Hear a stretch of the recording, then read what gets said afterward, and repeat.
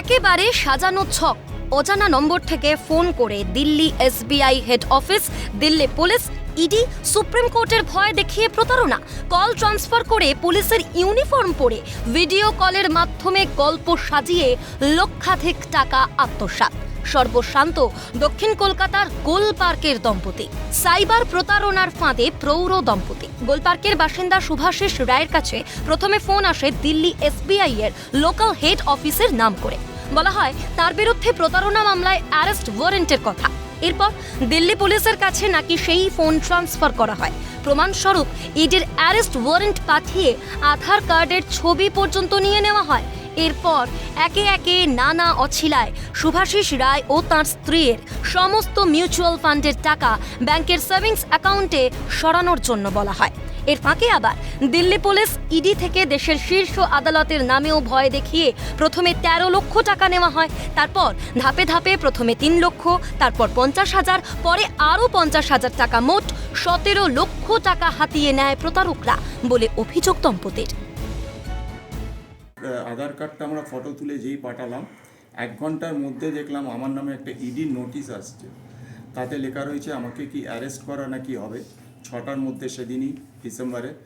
আর এটা নাকি করা হয়েছে যেহেতু আমি একজন মানি লন্ডারিং করেছে মিস্টার হরিশ কার্তিক, প্রায় 2.36 crores, তার সাথে আমি ইনভলভ হয়ে গেছি এবং এখানে 200 জন ইনভলভ ছিল এবং এখানে নাকি আমারও আধার কার্ড পাওয়া গেছে।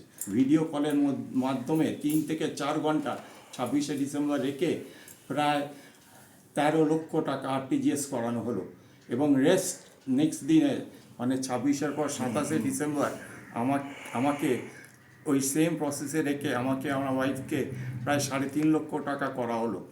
হঠাৎ 2রা জানুয়ারি ফোন করে বলা হলো, একটা সুপ্রিম কোর্টের হঠাৎ নোটিশ পাঠিয়ে বলা হলো যে আমরা নাকি এই লিগ্যাল ম্যাটারে ওদের সাথে কোঅপারেট করেছি, যার জন্যে কোর্ট খুশি হয়েছে।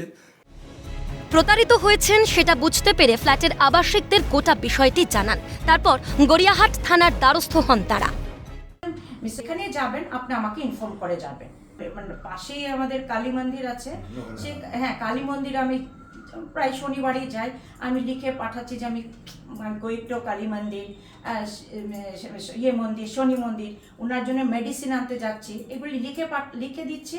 ওনারা আমাদের নোটেট করে দিচ্ছে।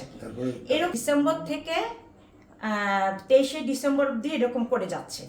তারপর যখন আমরা দেখলাম যে ওদের ফোন করার কোনো কিছুই পাচ্ছি না, ফোনের মাধ্যমে সব কিছু যে হোয়াটসঅ্যাপে যে ছবিগুলি ছিল সেগুলিও নেই।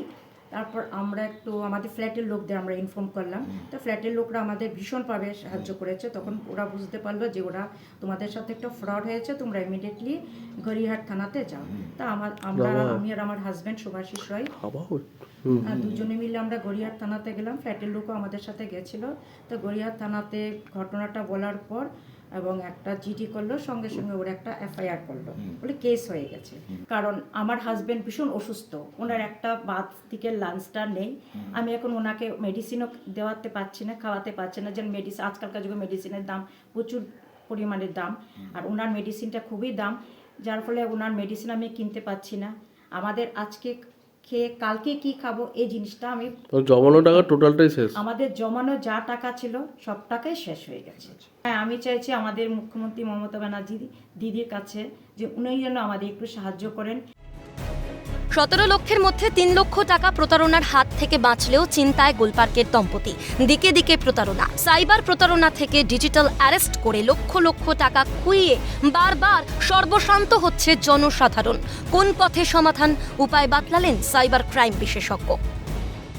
একটা ডিজিটাল অ্যারেস্ট তো এখন মানে সবসময় গভর্নমেন্ট থেকে বলছে যে কেউ যদি বলে যে পুলিশ থানা থেকে ফোন করছি, সেগুলো কোনো সময় বিশ্বাস করা উচিত নয়, কেননা পুলিশ এরকম ভাবে ফোন করে ধমকি দেয় না। যদি কোনো কিছু সমস্যা থাকে তারা বাড়িতে এসে একটা হার্ড কপি সাবমিট করে, ওরকম ইমেল বা ফোন করে কখনো অ্যারেস্ট করার ধমকি দেয় না। তো এটা হচ্ছে একটা পার্ট। সেখানে প্যান কার্ড আর আধার কার্ড, এই দুটো ইনফরমেশন কারোর সঙ্গে শেয়ার করা উচিত নয়।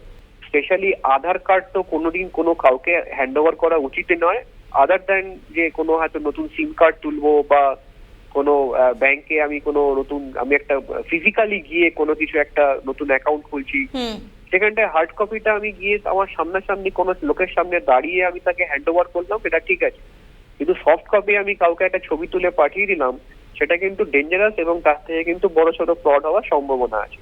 তো 3-4টে স্টেপ আছে টাকা রিকভার করার, সেটা হলো 1930-তে একটা ইমিডিয়েটলি এটা ফোন করে একটা রিপোর্ট করা, তারপর লোকাল থানাতে গিয়ে কমপ্লেন করা খুব জরুরি, কারণ শুধু 1930-তে করলে হবে না। আর 4th স্টেপ হচ্ছে ব্যাংকে গিয়ে একটা রিপোর্ট লেখা যে আমাকে এরকম হয়েছে, টাকাটা ডিভোর্স করো।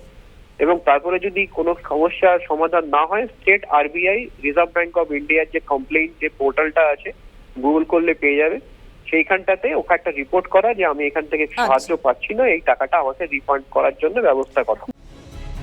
2021 সালে করোনা আক্রান্ত হওয়ার পর থেকে অসুস্থ হয়ে কাজ ছেড়েছেন শুভাশিস রায়। জমানো টাকা দিয়েই সংসার চলত তাঁদের। প্রতারণার ফাঁদে পা দিয়ে সর্বস্ব খুইয়ে আগামীর চিন্তা গ্রাস করেছে দম্পতিকে। রাজীব নস্করের রিপোর্ট, ক্যালকাটা নিউজ।